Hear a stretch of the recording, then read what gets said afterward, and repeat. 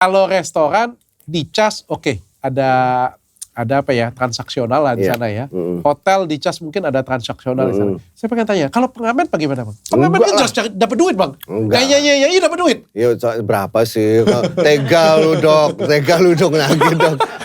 Kalau gue sih enggak. Lah kan kalau konsepnya adalah transaksi. Kan ada di situ dijelaskan di Berarti dalam. kalau misalnya pengamennya suatu hari Di nanti dalam dapat duitnya 5 juta sekali ngamen, protes tiba-tiba. Dulu lah. kami tidak melihat itu, sekarang kami melihat. Enggak lah, yang memang benar-benar dikomersialkan, yang memang benar-benar ada manfaat ekonomi dari situ. Tapi pengamen kan juga komersial.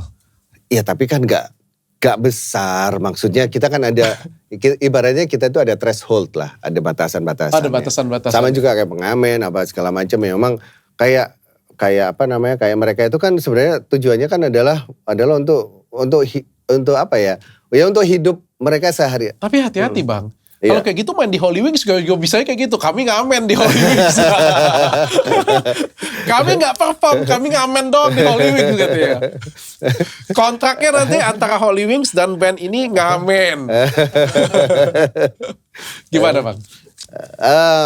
Enggak lah. Maksudnya tetap aja kalau kita ada batasan-batasan yang kita tahan untuk kita tidak harus meminta dari asosiasi ya. Asosiasi kita udah sepakat seperti itu. Kalau mau cuma di bawah gitu-gitu ya nggak perlu lah.